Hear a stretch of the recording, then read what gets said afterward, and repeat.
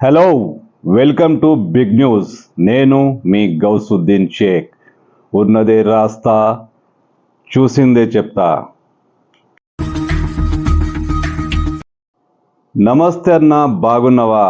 ఈసారన్నా నీ పార్టీ గెలుస్తుందా? ఈసారి ఎంపీ ఎన్నికల్లో మీరు గెలుస్తారా? అదేంది భయ్, ఖచ్చితంగా గెలుస్తాం. 14 సీట్లకు 14 సీట్లు గెలుస్తాం. అదేంటన్నా, లాస్ట్ ఎన్నికల్లో బీఆర్ఎస్ ఓడిపోయింది కదా. అరే దివానగాన్లాగా మాట్లాడుతున్నావు ఏంది భయ్? నేను బీఆర్ఎస్ను వదిలేసి ఇప్పుడు కాంగ్రెస్ పార్టీలో చేరిన. ఇప్పుడు జై రేవంత్ అన్న, 6 గ్యారంటీల పథకం, ఇవన్నీ మమ్మల్ని గెలిపిస్తాయి. అవునా? బీఆర్ఎస్ వదిలేసి కాంగ్రెస్లో చేరిపోయినావా? పాప మా కార్యకర్త మరో నాయకుడిని పలకరిస్తాడు.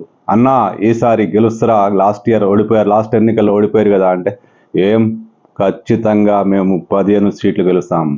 అదేంటి, అసెంబ్లీ ఎన్నికల్లో ఓడిపోయారు కదా అంటే, ఇప్పుడు నేను బీఆర్ఎస్ కాదు తమ్మి, ఇప్పుడు నేను జై బీజేపీ, జై మోదీ, బీజేపీలో చేరిపోయినా అంటూ ఆయన సెలవిస్తాడు. తెలంగాణలో ఇప్పుడు ఇదే పరిస్థితి. ఎవరు ఏ పార్టీలో ఉన్నారో అర్థం కాదు. ముఖ్యంగా ఒక శక్తివంతమైన సైన్యంగా కొనసాగిన గులాబీ పార్టీ నేతలు ఇప్పుడు ఎవరు ఏ పార్టీలో చేరిపోయారో అర్థం కాని పరిస్థితి. గులాబీ పార్టీ అమ్మకానికి వచ్చింది. గులాబీ నేతలు అమ్మకానికి గురయ్యారు, అమ్ముడు పోయారు.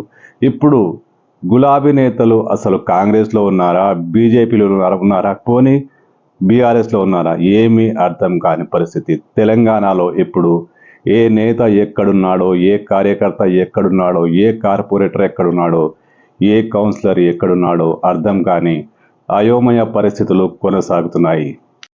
చూడబోతే బీఆర్ఎస్ పార్టీ ఇక్కడ నాయకులు అమ్మబడును అని బోర్డు పెట్టుకుందేమో అనిపిస్తుంది. ఎందుకంటే బీఆర్ఎస్లో కింది స్థాయి నుంచి పై స్థాయి దాకా అందరూ జంపు జిలానిలే, అందరూ ఏదో ఒక రకంగా అమ్ముడుపోతున్న వాళ్ళే. ముఖ్యంగా ఎంపీ ఎన్నికల నేపథ్యంలో కాంగ్రెస్ పార్టీ, బీజేపీ తరఫు నుంచి పోటీ చేస్తున్న ఎంపీ అభ్యర్థులు బీఆర్ఎస్ నేతలకు గాలం వేస్తున్నారు. వారిని ఎడాపెడా కొనేస్తున్నారు. రేటు ఫిక్స్ చేసి మరీ కొనేస్తున్నారు. కార్పొరేటర్ అయితే 10 లక్షలు, మండల స్థాయి నాయకుడైతే మంచి పెద్ద ఎత్తున డబ్బు, మరో పదవి, ఇలా హోదాను బట్టి రేట్లు ఫిక్స్ చేసి బీఆర్ఎస్ నేతలను కొనేస్తున్నారు. బీఆర్ఎస్ నేతలు కూడా క్యూ కట్టి మరీ అమ్ముడుపోతున్నారు. కార్పొరేటర్లు కావచ్చు, కౌన్సిలర్లు కావచ్చు, మండల స్థాయి నాయకులు కావచ్చు, అందరూ ఘనంగా చేరుతున్నాం, కండువ కప్పుకుంటున్నామని చెప్పుకుంటున్నారు. కానీ లోపల మాత్రం బిజినెస్ కొనసాగుతుంది. ఈ నాయకులు అమ్ముడుపోతున్నారు. తెలంగాణలో బీఆర్ఎస్ నేతలకు బంపర్ ఆఫర్లు దొరుకుతున్నాయి.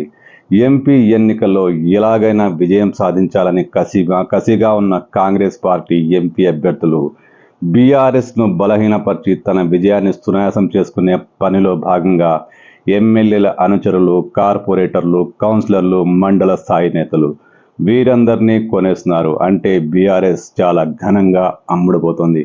బీఆర్ఎస్ కార్యకర్తలు ఒకప్పుడు కేసీఆర్ గుజ్జయ్య అన్నారు.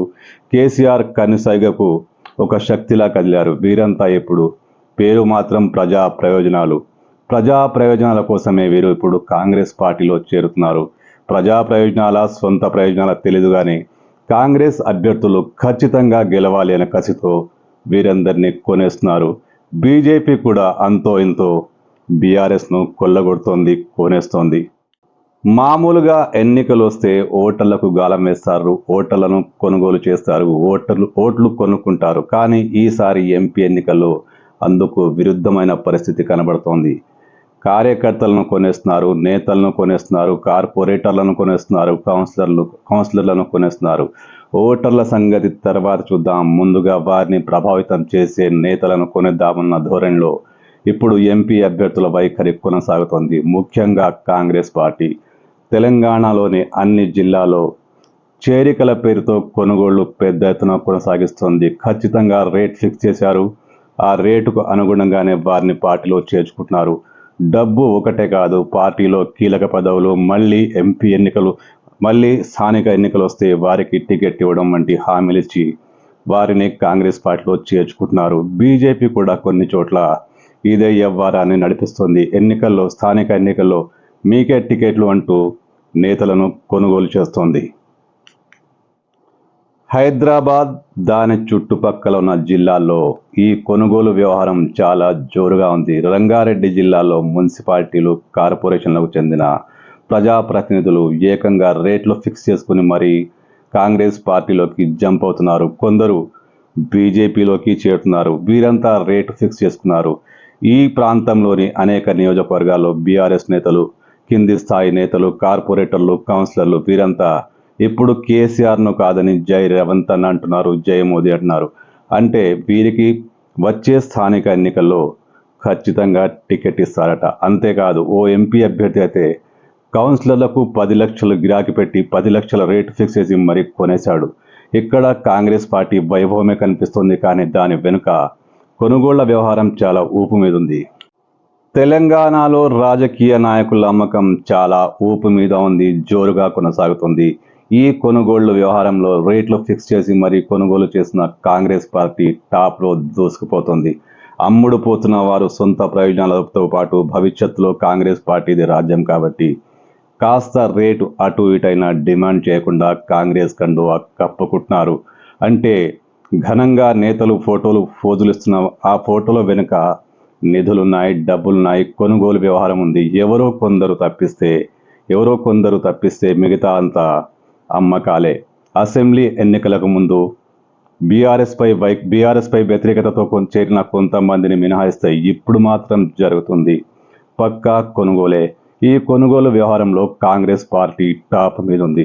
బీజేపీ 2వ స్థానంలో ఉంది. ఆ పార్టీ వచ్చే ఎన్నికల్లో మేకే టికెట్ అంటూ తాయిలాలిస్తూ స్థానిక నేతలను చేర్చుకుంటుంది. అంటే తెలంగాణలో ఇప్పుడు రాజకీయ నాయకులు అమ్మబడును. ముఖ్యంగా గులాబీ పార్టీ అమ్మకానికి పెట్టేశారు.